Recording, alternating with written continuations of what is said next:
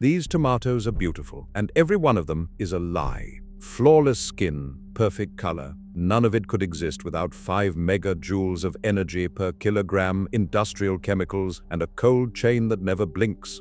48 hours without trucks, and these shelves go dark. Now rewind to 1932. No grid, no chemicals, no safety net, and families still didn't starve because grandparents grew forgotten vegetables so tough they survived frozen ground, drought on 10 inches of rain, and reproduced from their own saved seed year after year.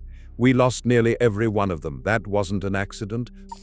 Bright lights and polished shelves hide a secret cost. Every perfect head of lettuce, every flawless pepper owes its life to an invisible current, energy humming through greenhouses, trucks, and refrigerated warehouses. It takes about 5 megajoules of energy to grow and deliver just 1 kilogram of greenhouse vegetables. That is the power in a full cup of gasoline spent for every kilogram of tomatoes or cucumbers that reach the produce aisle. The hum never stops.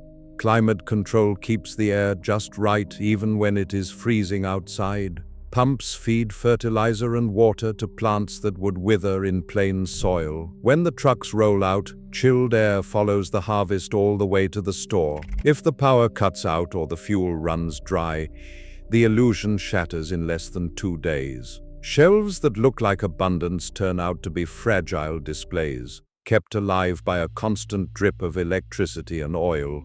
Behind each tomato or pepper is a meter running, counting down the hours until the next delivery. In this world, food is only as secure as the next shipment, the next bill paid, the next line in the supply chain holding steady.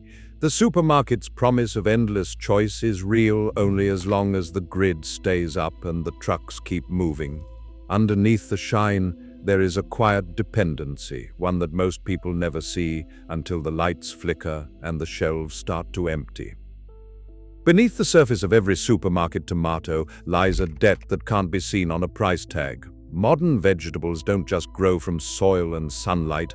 They are built on a steady drip of chemical fertilizer and patented genetics. A single acre of greenhouse vegetables now soaks up over 200 kilograms of nitrogen fertilizer each year. That's 10 times what Depression-era gardens managed.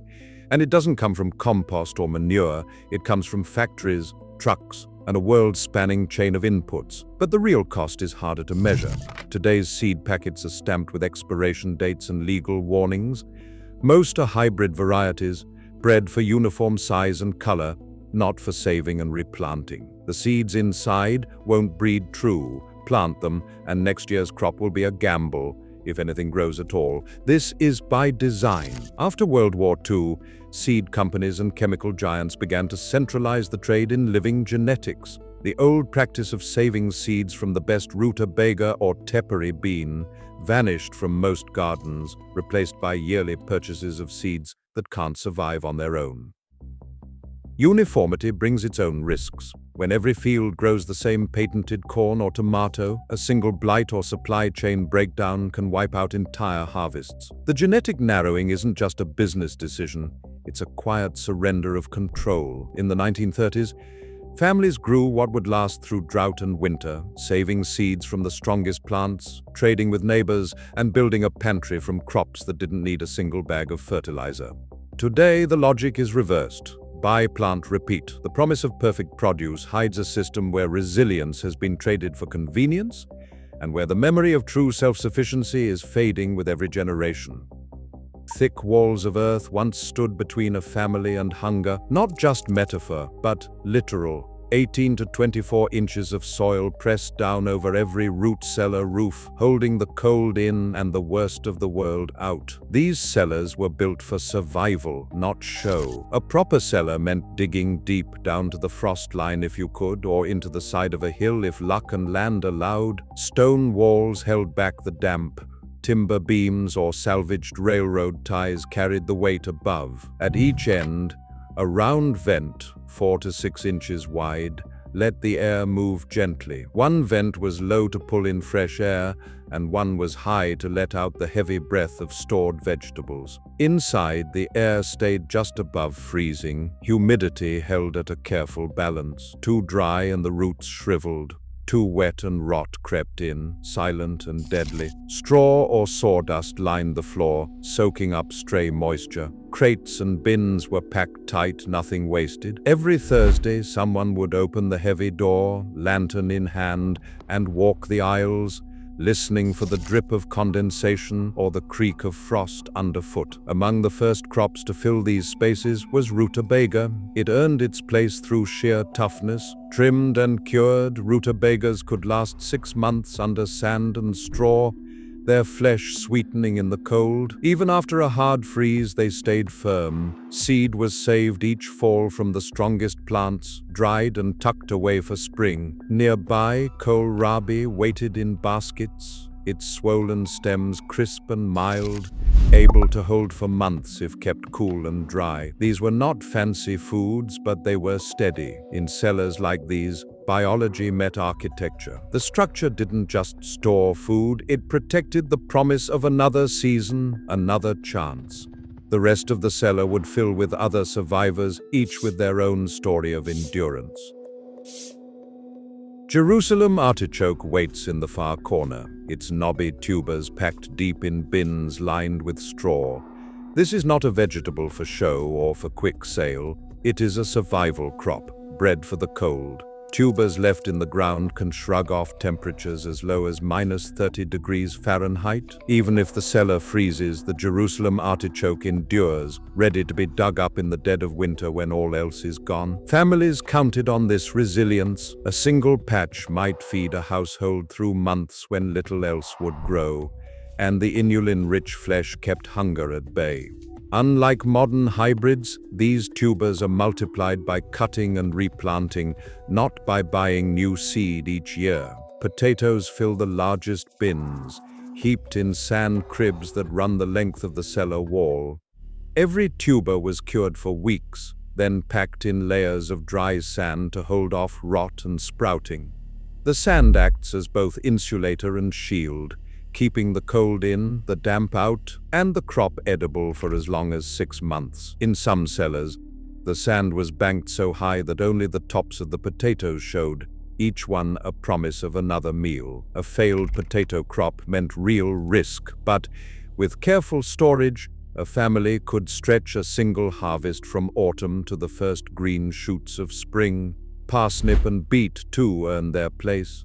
Parsnips, blanched and then packed in sand, kept their sweetness through the freeze, surviving down to -25 degrees. These roots could be pulled from the cellar or even dug from the thawing earth itself in late winter when supplies ran low. Each vegetable had its own method, its own rhythm of storing and keeping, all stitched together by the steady hand of necessity. Archivists have authenticated photographs from 1935 showing families in Nebraska harvesting Jerusalem artichokes by the bushel, their faces set with the knowledge that this was food security in its rawest form. These images, stamped and catalogued, confirm what the diaries and bulletins record, that true resilience was grown, stored and guarded beneath layers of earth, one tuber at a time.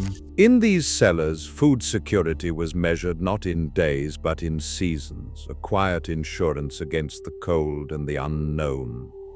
A field of tepary beans in the sun looks almost indifferent to drought. The leaves are small, the pods spare, but the roots reach deep into dry earth where other crops would shrivel.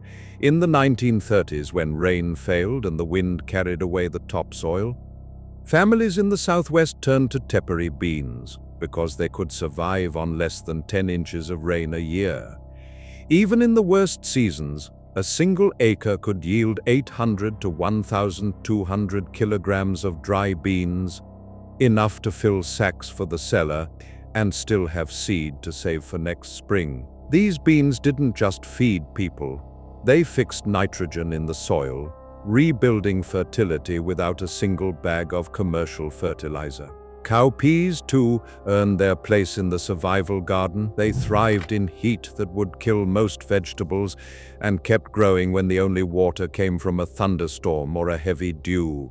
Families boiled the dried beans for stews or ground them into flour for bread. Young pods could be picked fresh for the pot, adding a rare green taste to the summer table. Like tepary, cowpeas restored tired soil, making it possible to plant another crop even after years of drought. A seed steward remembers sorting beans by hand in the low light of an adobe kitchen, each handful a promise of next year's resilience. The numbers are plain. Tepary beans and cowpeas delivered food and soil health where nothing else would. Their value wasn't just in calories, but in the quiet insurance they offered against the next failed rain.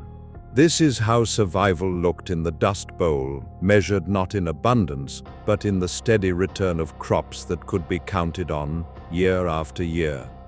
Amaranth stands in the memory of Depression gardens as both a grain and a green, a plant that could fill a bowl with calories or a pot with tender leaves, even when the rain failed and the ground cracked. In the 1930s, families in the plains and southwest turned to amaranth because it could survive on less than 10 inches of rainfall, thriving where corn and wheat withered. The dry grain delivers 371 calories per 100 grams, more than most beans or potatoes, and its leaves, though lighter at 23 calories per 100 grams, provided essential vitamins when other greens were long gone. In some households, amaranth porridge was breakfast, lunch, and dinner during the hardest months. The seeds, tiny and almost weightless, were saved year after year, passed from neighbor to neighbor in envelopes and glass jars, traded at church socials and Saturday markets.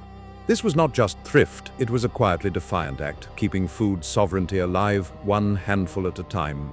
Indigenous families had already been saving amaranth seed for centuries before the Dust Bowl, weaving it into both diet and ritual. A seed steward from the Ho-Chunk Nation recalls that every harvest they gather seed from the tallest stalks and share them at the autumn feast. It is not just food, it is history carried forward. This tradition of selecting and saving the strongest seed built a living network of resilience, stretching from one garden to the next, immune to the whims of distant markets or failed shipments. Seed saving was not a hobby or a romantic gesture.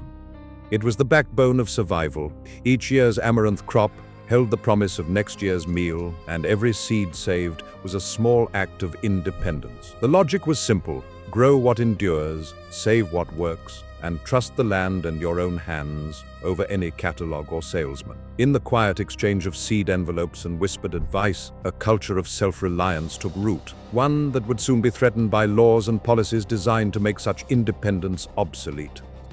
Seed packets once carried the quiet promise of another year's food, but by the 1950s, those packets began to change. Names like Pioneer and DuPont appeared in the fine print, and the word hybrid was stamped across the front. These new seeds were bred not just for high yield or uniform color, but for something more subtle: dependence. A hybrid tomato or corn plant will grow strong for one season, but save its seed and the next crop comes up weak, stunted, or simply fails. The gardener is left with no choice but to buy again. This was no accident. Seed companies and chemical giants spent the post-war years pushing hybrids into every catalog and hardware store, promising bigger harvests and fewer worries. Behind the scenes, their lobbyists pressed Congress for protection. In 1970, the Plant Variety Protection Act became law. For the first time, it granted legal rights to the developers of new plant varieties, rights that turned seeds into corporate property. Saving seed from a protected hybrid became a legal gray area, and in some cases, a crime. The old practice of trading rutabaga or tepary bean seed with a neighbor faded, replaced by a yearly transaction at the counter. The PVPA did not arrive in a vacuum. House committee records from 1969 and 1970 show testimony from Pioneer, Hybrid, and DuPont, arguing that plant breeders needed incentives to innovate. Their lobbying budgets, tracked in the congressional record, ran into the hundreds of thousands of dollars. Small farmers and seed savers spoke up in opposition, warning that this law would tie families to endless purchase cycles, but their voices were drowned out. By the late 1970s, nearly all commercial corn, tomato, and bean seed was hybrid or patented. What was lost was not just a handful of vegetable varieties, but a way of life built on saving and sharing. the freedom to replant, to adapt a garden to local soil and weather, to pass down a handful of seeds as a living inheritance, these were quietly erased. In their place rose a model where food begins with a purchase order, and each spring brings a new bill for seeds that cannot survive on their own. The logic of resilience was replaced by the logic of the marketplace, and the old knowledge slipped further from reach. On the far side of a locked vault, racks of brown paper envelopes wait in the dark. Each one holds seeds gathered from the last century: rutabaga, tepary bean, amaranth, and dozens more. The National Plant Germplasm System now preserves over 600,000 accessions. But most of these living time capsules never leave the shelves. Their purpose is insurance, not abundance. In a world where supermarket shelves can empty in days, the real question is, what would it take to bring some of this resilience home again? A seed curator, hand-stained with the dust of old fields, offers a plan that does not require a degree or a tractor. Start with 3 crops: a root, a legume, and a grain. Choose rutabaga or parsnip for the cold, tepary bean or cowpea for drought, amaranth for calories and greens. Each has open pollinated lines still available from the Seed Savers Exchange or through the USDA Public Seed Request System. These are not museum pieces. They grow, set seed, and can be saved for next year. The instructions are simple: plant in spring, save the strongest seed in fall, trade with a neighbor if you can. No fertilizer bill, no patent number, just soil, water, and patience. The curator's advice is blunt: do not try to recreate the entire depression garden in one season. Start with what will survive your worst weather. For a cold climate, rutabaga and parsnip can overwinter in the ground or last 6 months in a cellar. In dry places, tepary beans and amaranth will produce food when tomatoes and lettuce have failed. For every packet planted and every seed saved, the chain of dependency weakens, one link at a time. Seed banks are not just archives, they are blueprints for sovereignty, tucked into envelopes and waiting for a willing hand. The path back is not complicated. It is as straightforward as planting 3 crops, saving 3 handfuls of seed, and remembering that resilience begins wherever someone decides to grow what lasts. Today, 90% of US vegetable seed sales come from just 4 global corporations. As each forgotten variety disappears, so does another layer of independence. The quiet strength that once kept families alive has been traded for convenience and dependency. The question now isn't if we could survive another crisis, but whether we remember how. What do you see in your own pantry, and what might be missing?